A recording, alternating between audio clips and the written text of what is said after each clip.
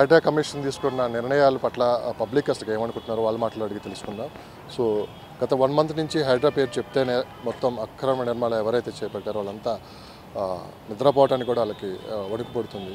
So మొత్తం మీద ప్రభుత్వం తీసుకున్న చర్యల పట్ల మీరేమంటారు? చాలా బాగుంది సార్. ఎందుకంటే ఇప్పుడు పాలిటిక్స్ అనేది బాగా పెద్ద బిజినెస్ అయిపోయింది. పాలిటిక్స్లోకి వచ్చిన వాళ్ళంతా ప్రభుత్వ భూములన్నీ ఆక్రమించుకొని కబ్జాలు చేసుకొని పెద్ద కుంభకోణాలు చేస్తున్నారు. దాన్ని చిన్న చిన్న వాళ్ళు ఎవరు పట్టించుకోవడానికి కూడా భయపడుతున్నారు. ఇంకోటి ఏంటంటే సార్, ఏ మీడియా సంస్థలు కూడా భయపడుతున్నాయి. ఎందుకంటే వాళ్ళ దగ్గర అన్ని అంగబలాలు, ఆర్థిక బలాలు అన్నీ ఉన్నాయి కాబట్టి వాళ్ళకి ఎదురుపోవడానికి ఎవరైనా భయపడుతున్నారు.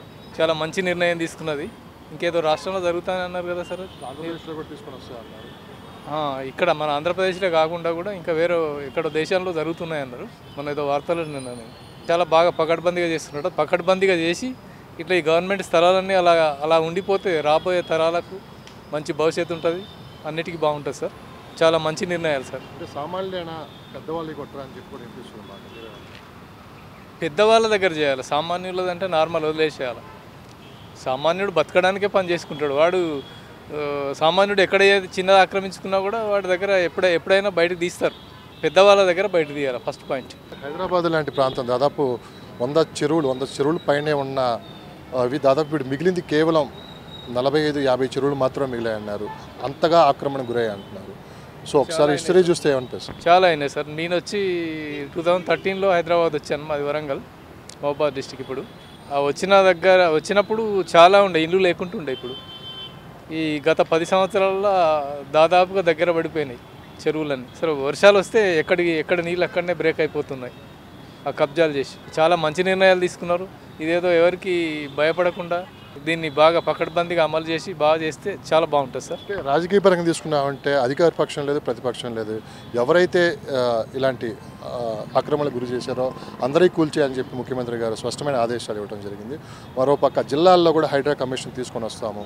సో జిల్లాల్లో కూడా ఎక్కడైతే అక్రమ నిర్మాణాలు చేపట్టారో అవన్నీ కూల్చేయాలని చెప్పి కూడా ముఖ్యమంత్రి గారు ఈరోజు ఆదేశించడం కూడా జరిగింది. సో దీన్ని ఎట్లా చూడొచ్చు? మొత్తం రాష్ట్ర వ్యాప్తంగా కూడా హైడ్రా కమిషన్ ఇక్కడి నుంచి యాక్టివ్గా పనిచేయబోతుంది. మొత్తం కబ్జాలకు గురైన ప్రాంతాలన్నీ కూడా మళ్ళీ స్వాధీనపరచుకోబోతున్నారు అంటున్నారు. చాలా మంచి ఆలోచన సార్ ఇది. ఎందుకంటే కొన్ని ప్రాబ్లమ్స్ అనేటివి చాలా ఉంటాయి. ఎందుకంటే మామూలు వాళ్ళైతే ఇంత పకడ్బందీ చేయలేరు కాబట్టి ఈ మన ముఖ్యమంత్రి గారు తీసుకున్న నిర్ణయం చాలా మంచిది. దాన్ని పకడ్బందీగా భయపడకుండా అమలు చేస్తే ఆయన చిరస్థాయిగా నిలిచిపోతాడు. ఏ ముఖ్యమంత్రి చేయలేని పని ఈ ముఖ్యమంత్రి చేశాడంటే అందరికీ ఎప్పటికి గుర్తుండిపోయే విషయం సార్. సామాన్యంగా మీరు స్వాగతిస్తున్నారా ఇది? తప్పకుండా సార్, తప్పకుండా. చాలా మంచి విషయం. ఎందుకంటే ఆక్రమణ గురైన భూమి కదా సార్, అంతా గవర్నమెంట్ భూమి. అది బడా నాయకులే బాగా కబ్జాలు చేశారు కాబట్టి అది ఆక్రమించుకున్న వాళ్ళను కంపల్సరీ తీసేసి మళ్ళీ గవర్నమెంట్కు అప్పగించడం చాలా బెటర్. మంచి నిర్ణయం.